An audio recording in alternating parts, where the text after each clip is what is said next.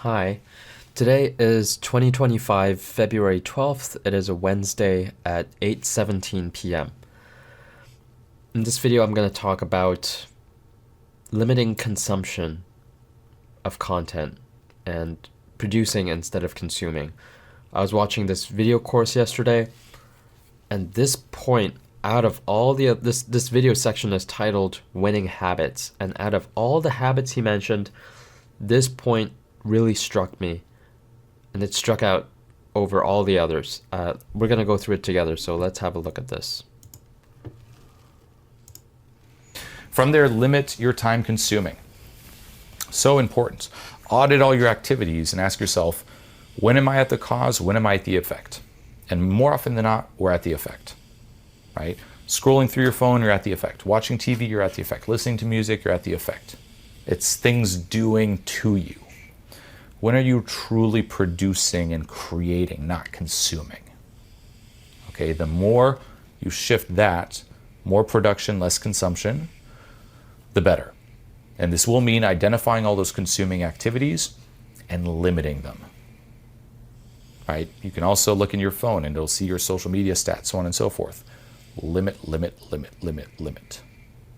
Now, what will this do? It'll probably cause, at first, a lot of boredom. If you cut out all your distractions, now you have nothing to distract yourself with, and you're just sitting here. You're like, well, how am I going to fill my time? Right? Say you're someone who likes to watch movies. Say for the next 2 weeks, I'm like, not a single movie. You're like, well, how am I going to fill that time then? What am I going to do? And what are you doing there? Funny enough, back to the checkmating yourself into success, you created a situation where you could either do nothing and sit still and be bored, or you can produce, but you can't consume. You eliminated the option of consuming. So you're either going to sit there and just be like, boring, can't even scroll through your phone, just sitting there, boring, or you're going to start getting creative, perhaps using your imagination a bit, perhaps reflecting on your goals. You're like, well, sitting here is too boring, I want to do something. What's something I could do that could move me more towards my win, my ideal life? What's something I could do? How can I get creative to pass this time in a way where I'm at the cause, where I'm doing? Okay, that is really so key. Cut out all that consuming. You're not building, nothing's happening, you're simply on the receiving end. And it's okay to be bored, right? Out of boredom truly comes inspiration. Same here in terms of, if you still have some trouble like discovering what it is that you love, add some boredom in your life, you'll see. You'll feel that kind of inner energy, that inner force kind of pull you towards action in certain ways. And it's very healthy, it's very fulfilling. Even thinking back to childhood, it's what it's like to play, right? A great question too is, when's the last time you truly played? You know, I remember as a kid playing with like action heroes and figurines and coming up with storylines and just playing. And the whole thing, it wasn't me watching a movie. It wasn't me playing a video game where the game's doing it. It wasn't any of that. It was me with these inanimate objects creating a whole storyline and entertaining myself using my imagination and creativity in my head. That's what it was. I remember doing that with my action figures, whether it was Batman action figures when I was like 2 to 3 years old, or playing with all these robot toys in Korea when I was, I don't know, about anywhere between 5 to 8 years old. I remember making some kind of storyline, and I don't know what kind of storyline I used to make, but I guess it was just good guy facing bad guy and friends getting other friends out of trouble. Yeah, just creating plot out of thin air using toys. I remember that. A lot of that same energy, got to bring it back to your life, your work, so on and so forth, right? Funny enough, even creating this here, right? I've prepared notes, so on and so forth, but I'm creating in this moment. This feels the same as playing as a kid, right? It's also very fascinating, not to go too deep down this rabbit hole, but it's very fascinating to see, you know, for example, in my daughter, my kick is kind of playing. So he talks about his daughter and how he encourages her to play and he encourages her to be bored so that something comes out of that boredom and producing instead of consuming. We'll skip that part. So when's the last time you truly played where you were at the source of it? When's the last time you used your imagination for something? When's the last time you allowed yourself to dream? Like, have that there. And boredom leads to it, right? Even one more, if you think back to, I don't know, say 50, 100 years ago. Say you take someone, they're living in a little on there. And then he talks about an example where a person at a cabin with all he has is a stick versus a kid with all the phone and social media and laptop and TV and all the entertainment that the kid could ever possibly have. Kid here today, access to music, their phone, games, distraction, iPad, TV, etc., etc. There's all this stimulus, so they could really live their life to never be bored. But by doing so, they're always consuming. They never discover, again, that taste of being at the source or creativity.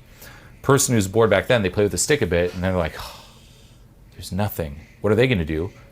Out of that boredom comes inspiration and imagination, and they create it. So scheduling that in for yourself, okay? Same in parenting. I let my child get bored at times to then discover that and tap into it. Versus, oh, you're a little bit bored? Here, do this. Hey, look at this. Don't just throw a distraction at the boredom. Let it stay a bit. Let it sit and see what comes of it. Okay? From there... Okay. So that's it. Limit your time consuming. Boredom is good. That was the lesson that really struck a nerve with me. As a person who has eliminated Instagram by installing a replacement app, using Instagram just for messages, I don't watch Reels on Instagram. I don't watch TikTok. I deleted TikTok. I don't watch YouTube Shorts because I got this Regain app which blocks YouTube Shorts on my Android Samsung phone. But I will still watch YouTube. Like today, I still watched YouTube. Usually it's me checking on another YouTuber's friend's video. I'm like, oh, Lewis uploaded, let's see his video. When you have YouTube friends or when a YouTube friend sends you a video to check out, like you end up checking out what they've been up to or what they're sending you, right? So that's really hard, but he mentioned as an example time for 2 weeks, right? He mentioned the example, if you're really watching movies all the time, then why don't you not watch movies for 2 weeks and see what happens? That was just a random timeline he threw out, but I think that's a pretty good timeline, 2 weeks. I want to see what happens if I ban YouTube for 2 weeks. Although, if a friend sends me something and wants to talk about it, then I do want to watch that one piece so that we can talk about it. But the danger is getting sucked and spiraled into watching other things. So only the YouTube videos that my friend sent me and no other YouTube videos I'm allowed to watch for 2 weeks. And I've actually done this before. I've done a no content challenge, a no content diet, so to speak. I've done this about a year ago.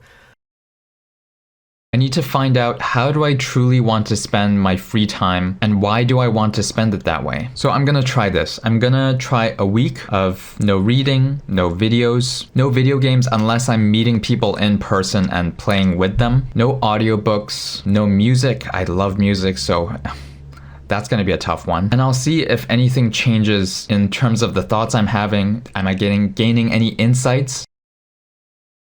But yeah, day one, I haven't really found a lot of noticeable benefit for spending time with myself and not doing anything. I guess I have to do this for a much longer period. I'm not too sure. Otherwise, it feels like I'm wasting time mindfully. Like I could have read quite a bit of a book, but I didn't even pick up anything to read. So yeah, in some ways, I guess you could call day one was kind of a failure in terms of not reaching any insight so far. But maybe my expectations are too high. I've been on my phone a lot just messaging friends, and man, just spending so much time messaging. Unlike yesterday where I actually had some quality alone time, today I did not even have much of that. I'm gonna stop the no content challenge, and so I'll go back to what I was trying to do before the no content challenge. It didn't last very long. I think it only lasted like 2-3 days.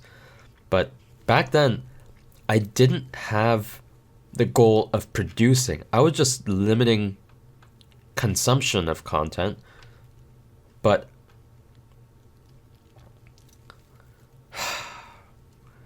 I wasn't producing anything. And so I wrote down, that's why this point struck out to me so much. It's because he's not saying just cut out consuming. He's also saying spend more time producing. Maybe instead of listening to music, you're playing music. Or maybe instead of reading, you're writing. Or instead of watching videos, you're recording videos. All that. And so I wrote down, like, if no consuming, what would I do? And I wrote down, I would do more stream of consciousness writings. I would blog again because I haven't blogged in months. I would continue with my vlogs, my video logs, and I would probably, with a lot of time on my hands, assuming I even cut out reading, which I do a fair bit of reading from time to time. If I cut out a lot of reading too and only read, let's say at night, right before bed or in bed, then the whole day opens up, and I would probably dabble in the flute as well. And I would walk more instead of being so sedentary watching videos. And I would take Mochi for walks more often. So, and of course, the goal is to continue going to the gym. But that sounds way better than consuming YouTube all day, every day. Well, not that I'm consuming YouTube all day, every day, but I have my binge days, right? So what if I didn't even have that and was producing instead of consuming? Damn. That sounds like a good 2-week experiment. So, you know what? Since today is February 12th, there's just about 2 weeks. Yeah. Just about 2 weeks until the end of the month, until February 28th. So how about for the rest of February, I do that. No YouTube challenge. No watching YouTube unless my friend sends me a video, I watch that and then turn it off afterwards. No other YouTube videos. So let's do this. Let's try to be productive instead of consumptive, if that's even a word. Consuming. Instead of consuming, let's be producing. And as a side note, I felt good enough after recovering from my cold, although I still have a congested nose, going to the gym today, and felt good, except I realized my wrist that never fully healed from last year, since April of spraining it last year, never healed, got worse again since yesterday because I was on all fours stretching and doing like bridges and stuff like that, where you're lifting your bum off the ground as high as possible. God damn, my wrist is just, it seems like it's permanently damaged, my left wrist. And I have to really work around it at the gym so that I don't keep injuring it again and again. It's a real hassle, but that was just a side note. Yeah. But since I'm mostly recovered, gym at least 4 days a week, let's do this. And I got sucked into watching more like Ask Japan old videos, some of them that people uploaded, and I'm gonna do like a Doritos. Doritos isn't even my favorite. I don't know why Doritos is, this is going off topic about Ask Japan now, but why is Doritos his favorite? I think I like Sun Chips better than Doritos. I've had this for several days now and not that even tempted to eat it. So I will, if I can find Sun Chips instead, maybe my own combination will be Sun Chips and Coke Zero instead of Doritos and Lemon Pepsi. So that was more off tangent, but I guess that's what vlogs are like. You just spill your thoughts on everything crossing your mind, especially the stream of consciousness talking style. Okay, and another point that I want to make is that looking at my older videos, there were a lot of cuts in the middle. And so I cut out all the silences, so it was quite choppy. And I realized I'm not cutting anything out, or trying not to cut anything out as much as possible. So 1 year ago, there were so many pauses in the middle of sentences, in between sentences, and now it's just much more free-flowing. So just practicing talking in front of the camera on a very regular basis, maybe a few times a week or more, has really been improving my speaking skills. So I hope to continue to do these freestyle videos so that it continues to improve my free flow thinking, talking habits. Skills, not habits. Anyways, all right. So yeah, let's do no YouTube until the end of February. Whew. That's going to be tough. That's going to be very tough, but I think it'll be good for me. 1% better.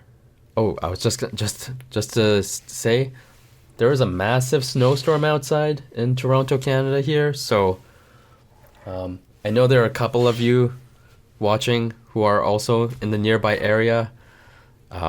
Stay safe, stay warm, and let's wait it out until they clear all the snow by tomorrow. 1% better every day, baby. Take a muffin much. Take a muffin much. She's humping. She's humping.